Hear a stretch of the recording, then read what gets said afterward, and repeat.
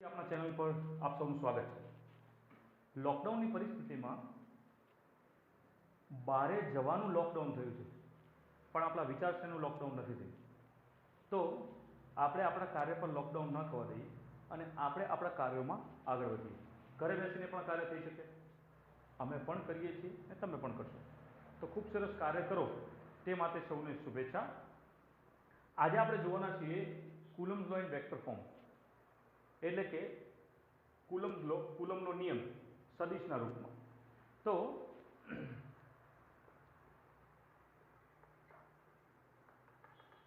Coulomb law in vector form, vector form એટલે કે આપણે એવું કહી શકીએ કે કઈ રીતે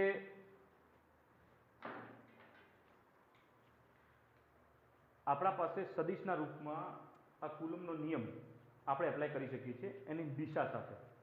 સદિશ એટલે દિશા અને મૂલ્ય બંને। હવે આમાં ધારો કે આપણા પાસે એના એ જ બે જ વીજભાર છે Q1 અને Q2, બિંદુવત વીજભાર। બિંદુવત that means a point like charge, point like charge. અહીંયા છે Q1, અહીંયા છે Q2। એ એક યામના સાપેક્ષે, યામના સાપેક્ષે એટલે એક ઓરિજિન ના રિલેટિવમાં આપણને આપેલા છે, રાઈટ। અને આ Q1 ચાર્જ અને Q2 ચાર્જ ઓરિજિનના રિસ્પેક્ટમાં અમુક ડિસ્ટન્સ પર છે। માનો કે એ ડિસ્ટન્સ છે R1 વેક્ટર અને R2 વેક્ટર। આ બંને પોઝિશન વેક્ટર છે। પોઝિશન વેક્ટર એટલે સ્થાન સદિશ। આ બંને શું છે? Position vector. હવે માનો કે આ Q1 અને Q2, તો Q1 જે છે એ Q2 પર ફોર્સ લગાડે છે અથવા Q2 Q1 પર ફોર્સ લગાડે છે। તો એને લખવું કઈ રીતે? આ તમે 11th ભણી ચૂક્યા છો, તેમ છતાં એક નાનકડું રિવિઝન કરી લઈએ। તો સૌ પહેલા ખાસ ધ્યાન આપજો કે આપણી પાસે 3-4 ચાર્जेस છે, Q1, Q2, Q3, Q4 આ રીતના છે, બરોબર। હવે સૌથી પહેલા ક્વોન્ટાઇઝેશનના રિસ્પેક્ટમાં જોવા જઈએ, ક્વોન્ટમીકરણના આધારે જોવા જઈએ, તો Q1 ને માનો કે Q4 પર ફોર્સ લગાડે છે, Q1 Q4 પર ફોર્સ લગાડે છે, તો આ બંને પ્લસ ચાર્જ છે। હાલ આપણે માઇનસ નથી લગાડે એટલે આપણે શું સમજવાનું રહેશે? આ બંને કયા ચાર્જ છે? Plus charge. હવે પ્લસ ચાર્જ છે તો પ્લસ ચાર્જ એકબીજાને શું કરશે? અપાકર્ષણ, રિપલ્શન કરશે। હવે એકબીજાને રિપલ્શન કરશે તો એના કારણે આ બંને એકબીજાથી દૂર જશે। તો માનો કે Q1 જે છે એ Q4 પર ફોર્સ લગાડે તો શું થાય? હવે હું તમને આનો સિમ્પલ એક્ઝામ્પલ આપું છું કે માનો કે તમે તમારા નાના ભાઈ અથવા બહેનને કંઈક ઓર્ડર કરી રહ્યા છો કે ભાઈ જા પાણી લઈ આવે, મારા ફોનનું ચાર્જર લઈ આવે, આ રીતની વસ્તુ। તો તમે એમને ઓર્ડર કરતા હો તો તમે એક જગ્યાએ સ્થાયી છો, તમે એક જ જગ્યાએ એક જ પોઝિશન પર છો, પણ તમે જે એમને ઓર્ડર કરતા હો તો એનું ડિસ્પ્લેસમેન્ટ ચેન્જ થાય, એનું સ્થાનાંતર ચેન્જ થાય અને એ વ્યક્તિ અંદર જાય અને પછી તમારા પાસે આવે। દેટ મીન્સ તમે એના પર ફોર્સ લગાડો છો, તમે એના પર બળ લગાડો છો। એટલે જે વ્યક્તિ બળ લગાડતો હોય એ સ્થાયી, એના સિવાયનો જે છે એ મૂવમેન્ટ કરે। એટલે આમાં આપણે એ વસ્તુ સમજવાની છે કે Q1 જે છે એ Q4 પર ફોર્સ લગાડે છે।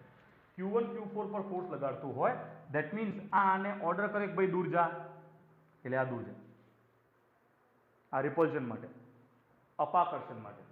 Q1 Q4 પર ફોર્સ લગાડે એટલે એને કે ભાઈ દૂર જા, that means force acting on 4 due to 1। કોના પર ફોર્સ લાગે છે? પર વડે, 4 પર 1 વડે, દેટ મીન્સ 4 1। કોના પર ફોર્સ લાગે છે? 4 પર। કોના દ્વારા લાગે છે? આના દ્વારા। જેના દ્વારા ફોર્સ લાગે એ એની જગ્યાએ રહે, એ જેના પર ફોર્સ લાગે એ દૂર જતું રહે। એટલે ખાસ આટલું ધ્યાન રાખવાનું, આની વાત છે। ચલો આની એકવાર પ્રેક્ટિસ કરી લઈએ।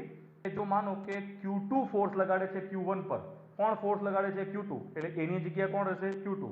કોના પર ફોર્સ લાગે છે? Q1, એટલે આ ફોર્સ આના પર લાગશે આમ, એટલે આ ફોર્સ થયો F12 વેક્ટર ફોર્મમાં। Q1 જે છે એ Q3 પર ફોર્સ લગાડે છે એટલે આ ડાયરેક્શનમાં જશે 4 3 1 force acting on 1 due to force acting on 3 due to 1. ઇંગ્લિશમાં આ રીતે કહીશું અને ગુજરાતીમાં એવું કહી શકાય કે પર વડે 3 પર 1 વડે 3 પર 1 વડે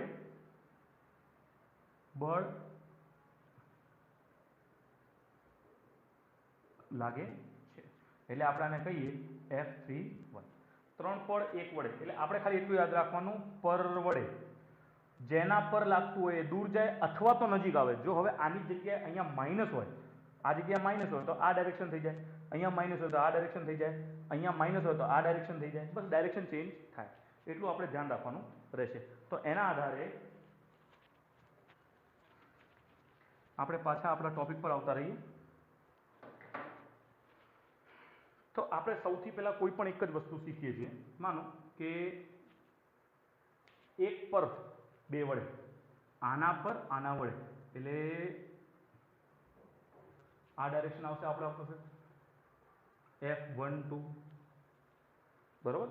હવે આપણે F12 શોધવાનું છે. F12 પણ વચ્ચે ડિસ્ટન્સનું શું, એના વચ્ચે જે અંતર છે, યાદ છે કુલમનો નિયમ કહેતા હતા કે બે બિંદુવત વિદ્યુત ભારો વચ્ચે લાગતું વિદ્યુત બળ બંનેના ગુણાકારના, બંને બિંદુવત વિદ્યુત ભારના ગુણાકારના સમપ્રમાણમાં અને અંતરના વર્ગના વ્યસ્તપ્રમાણમાં હોય છે. The force acting on and point like two charges is directly proportional to the product of the charges and inversely proportional to the square of distance between them. તો આ ડિસ્ટન્સ તો કાઢવાનું બાકી રહ્યું. તો હવે આ ડિસ્ટન્સ કાઢવાનું છે. તો આ ડિસ્ટન્સ જે આપણને મળશે એ મળશે R12. એટલે આ થયું ડિસ્પ્લેસમેન્ટ વેક્ટર. આને કહેવાય છે સ્થાનાંતર સદિશ. આ અને આ બંને વચ્ચેનું અંતર.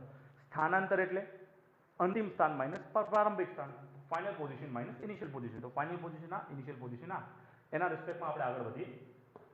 તો પહેલા F12 ની કિંમત લખશું. F12 vector is equal to, હવે કાં તો આપણે k લખીએ કાં તો આપણે 1/4πε0 લખીએ. કુલમ્સ લૉમાં આપણે જોયું છે કે કુલમ્સ લૉ શું કહે છે, F બરાબર k Q1 Q2 upon R² અથવા તો F બરાબર 1/4πε0 Q1 Q2 upon R². હા, તો આપણું કુલમ્સ લૉ એના આધારે જ ચાલવાનું છે અને પાછલો લેક્ચર રિવિઝન કરતા રહેજો છોકરાઓ. તો Q2 થી Q1 F12.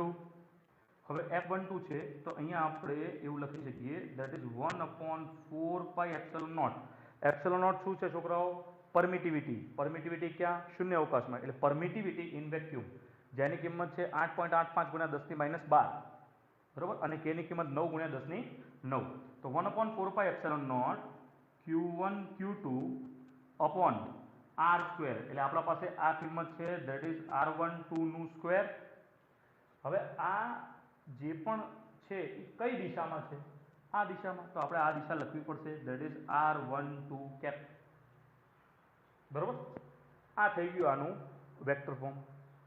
પણ હવે તમને એક બીજી વસ્તુ કહું. R12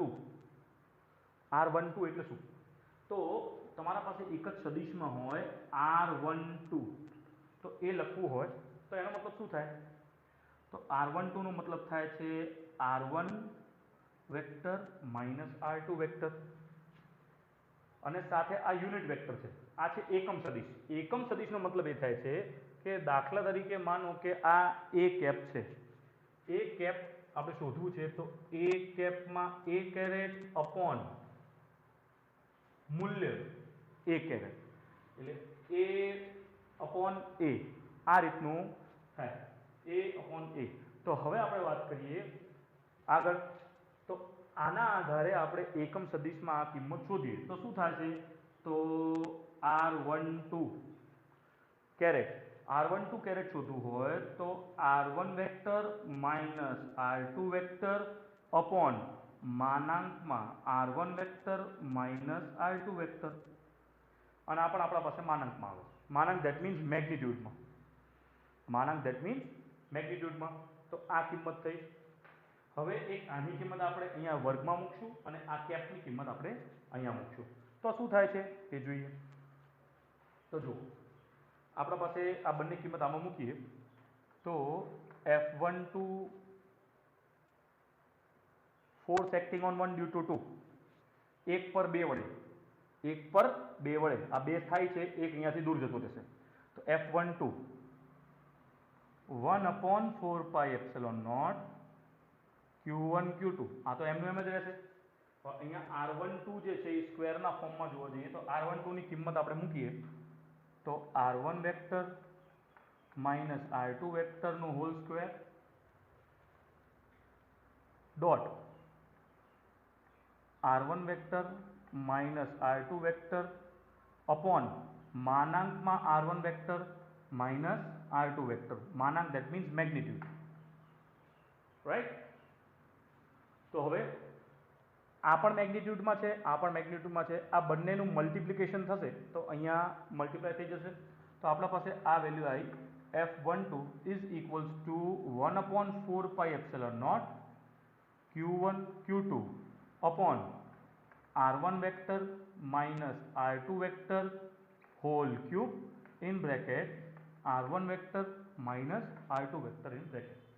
આ થઈ ગયું આપણા પાસે ફોર્સ, બળ કોનું 1 પર 2 વડે, force acting on 1 due to 2 1/4πε0 Q1 Q2 upon R1 vector minus R2 vector માનાંકમાં whole cube in R1 vector minus R2, એટલે R1 થી R2 ની જે ડાયરેક્શન છે એના રિસ્પેક્ટમાં. હવે માનો કે મારે આનાથી થોડું બીજું વિચારવું છે, આપણે એક ટ્રાય કરીએ.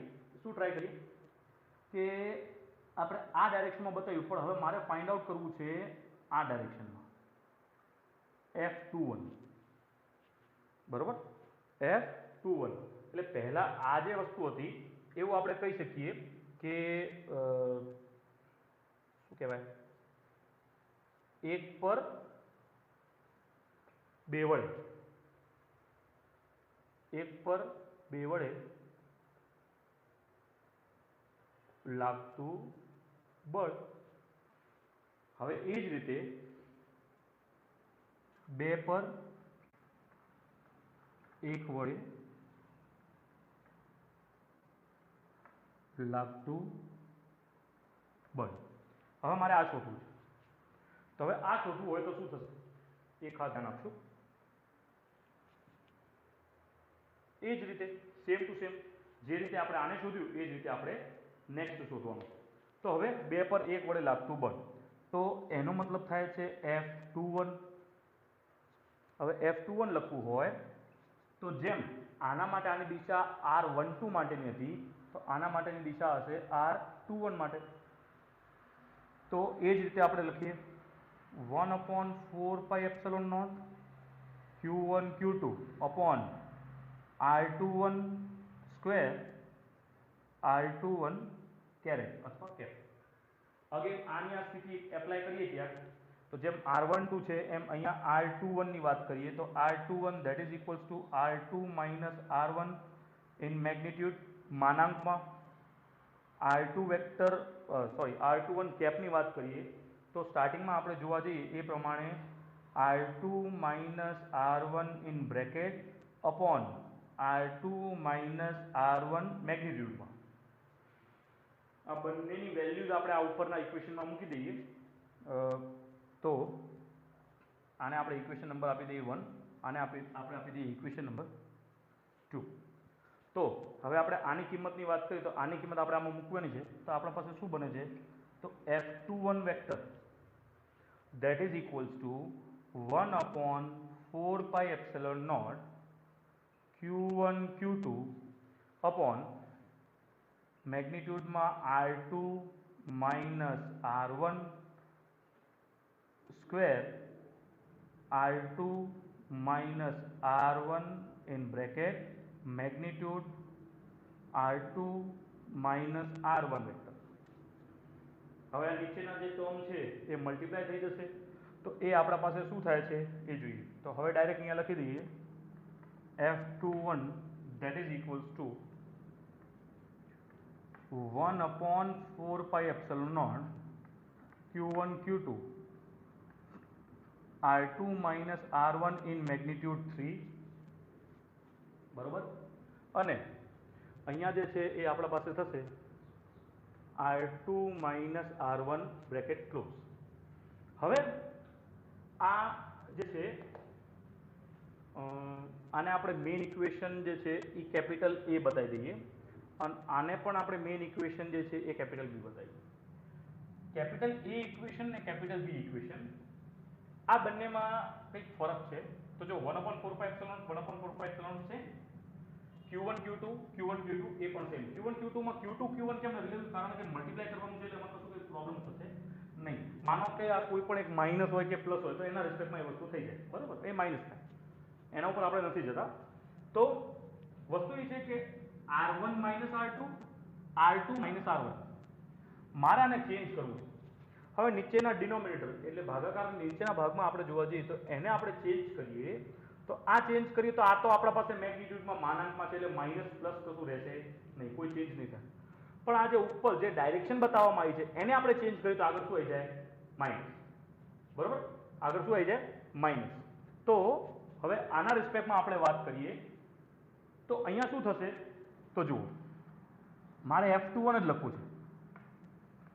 F21 આગળ માઇનસ 1/4πε0 બરાબર Q1 Q2 અપોન, હવે આને તમે આ રીતે લખી શકો છો તો R1 માઇનસ R2 ક્યુબ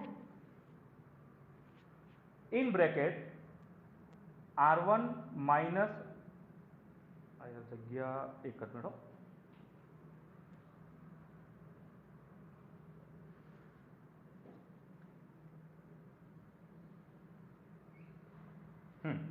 અહીંયા લખું છું F21 which is equals to 1/4πε0 Q1 Q2 upon અહીંયા R2 માઇનસ R1 હતું, અહીંયા R1 minus R2 hall cube, અહીંયા આપણે લખીએ છીએ R1 માઇનસ R2 અને આના કારણે આગળ જે માઇનસ આવે છે એ ખાસ ધ્યાન રાખજો, માઇનસ. બરોબર? કેમ? બીકોઝ આપણે એમની દિશા ચેન્જ કરી એટલે we have change its direction, that is why. તો નાવ હવે આ થઈ ગયું. હવે એક વસ્તુ મને કહો, આ એ ઇક્વેશન જે છે એ આના જેવું લાગે છે? આ માઇનસ સિવાયની વસ્તુ 1/4πε0 1/4πε0 Q1 Q2 Q1 Q2 R1 minus R2 vector માનાંકમાં whole cube R1 minus R2 માનાંકમાં whole cube R1 minus R2 R1 minus R2.